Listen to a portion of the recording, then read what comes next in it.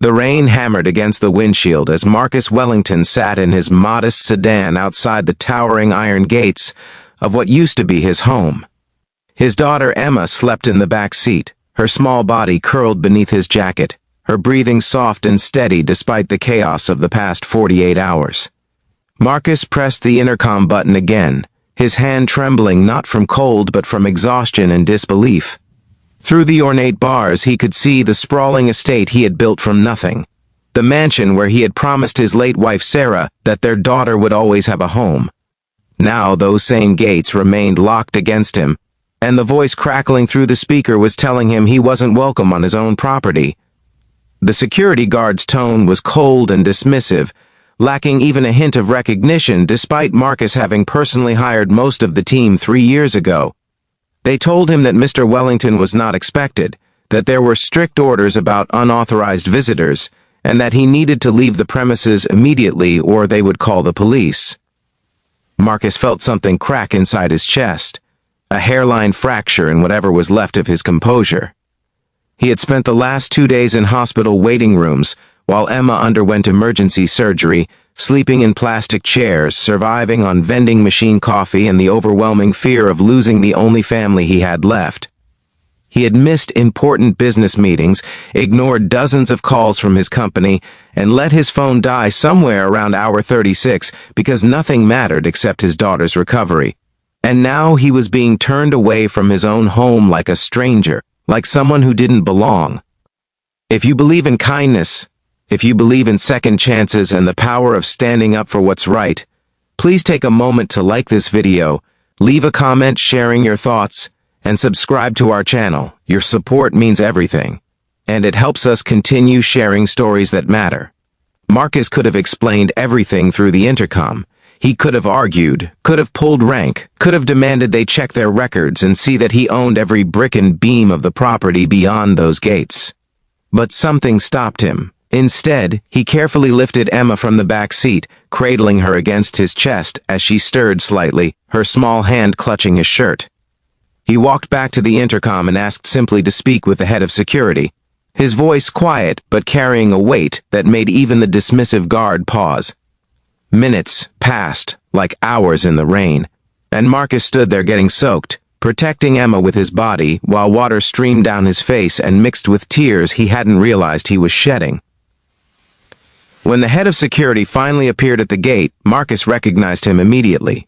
David Chen had been with him since the beginning, had been there when Marcus first purchased the property, had stood beside him at Sarah's funeral, and promised to protect the family always, but the man approaching the gate now wore an expression Marcus had never seen before, a mixture of arrogance and something darker, something that suggested the balance of power had shifted in ways Marcus was only beginning to understand. David didn't unlock the gate. He stood on the other side of the bars and looked at Marcus like he was examining an insect, his eyes barely glancing at the sleeping child in Marcus's arms before returning to his face with undisguised contempt. The explanation came in cold, calculated words.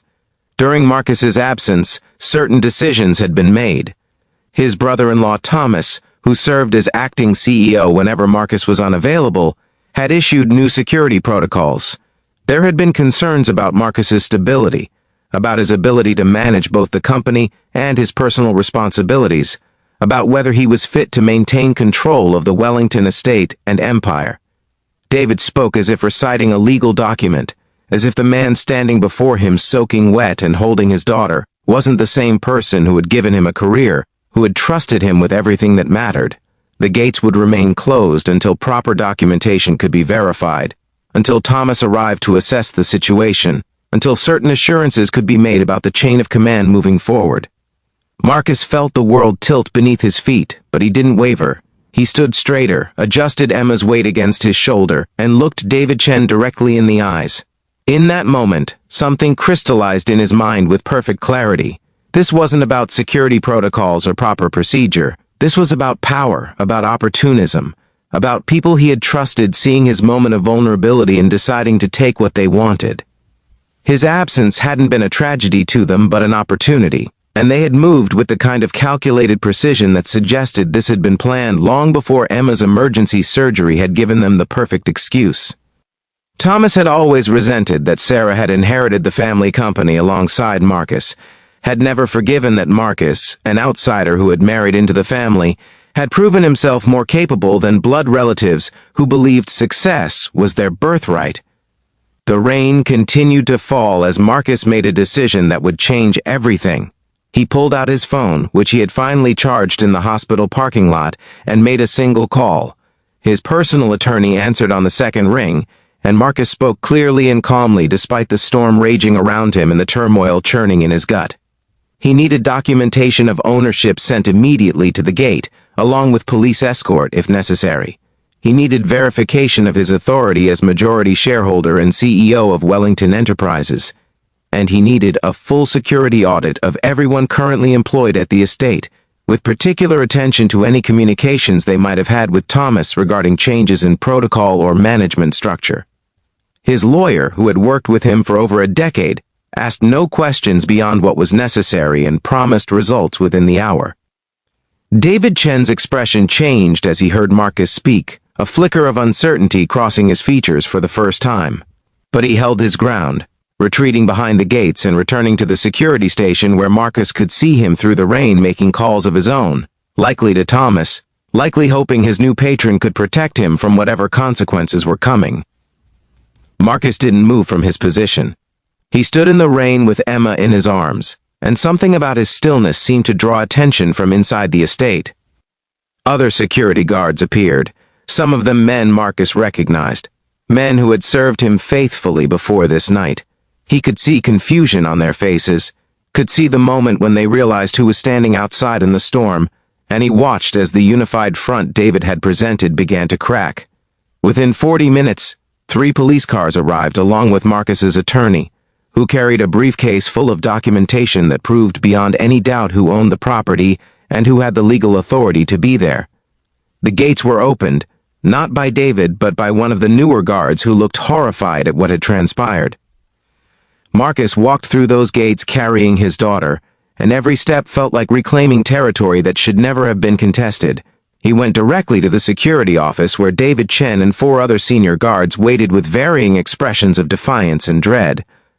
Marcus laid Emma down on the leather sofa in his study first, covering her with a blanket and brushing her hair back from her face before returning to handle what needed to be handled. The confrontation was brief and devastating. Marcus didn't shout, didn't rage, didn't give them the satisfaction of seeing him lose control.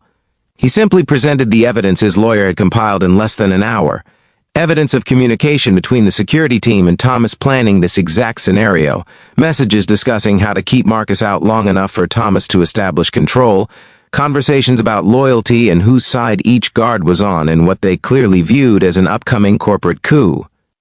David Chen had the audacity to claim he was following proper procedure, that he was protecting the estate's interests, that he couldn't have known Marcus would return in the middle of the night with his daughter. Marcus let him finish before calmly informing him that his employment was terminated immediately, along with everyone who had participated in the conspiracy. They had 60 minutes to collect their personal belongings and leave the property permanently. The firing sent shockwaves through the estate and the company. By morning, Thomas found himself facing not just the loss of his co-conspirators, but a full investigation into his activities as acting CEO, an audit that revealed financial irregularities and unauthorized decisions that bordered on embezzlement. Marcus moved through it all with a clarity born from standing in the rain outside his own home, from holding his daughter and realizing that the people he had trusted most had been waiting for him to stumble so they could push him the rest of the way down. He rebuilt his security team from the ground up, promoting the guards who had shown confusion and distress at his treatment, hiring people based not on resume but on character, on the kind of loyalty that couldn't be bought or transferred to the highest bidder. If this story has touched your heart, if you felt the weight of betrayal and the power of standing strong in the face of it, please let us know by liking this video and sharing it with someone who needs to hear this message today. Your engagement helps stories like this reach people who need them most. Emma recovered fully from her surgery, and though she never knew the full details of what happened that rainy night, she grew up understanding that her father was the kind of man who would stand in any storm to protect what mattered.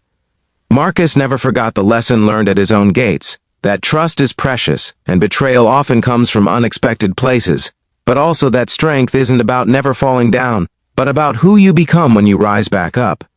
He built new safeguards into his company and his life, but more importantly, he built new relationships based on the understanding that loyalty is demonstrated through action, especially when times are difficult and the easy path is to look away.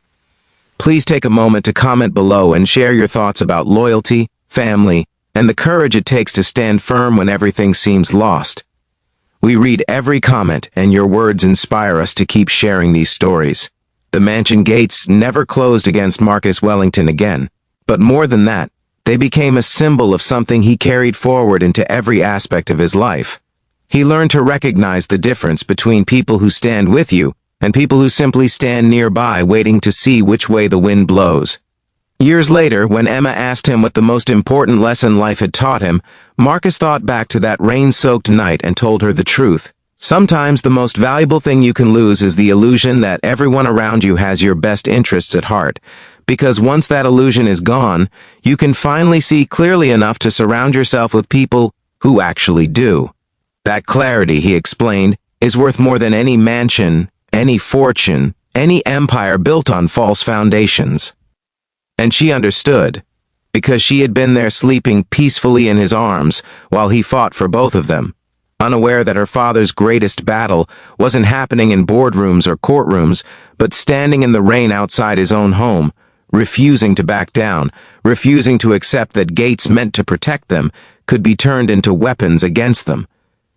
The Wellington legacy continued, stronger and truer than before, built not on what Marcus had inherited or acquired, but on what he had proven himself willing to fight for when everything was on the line.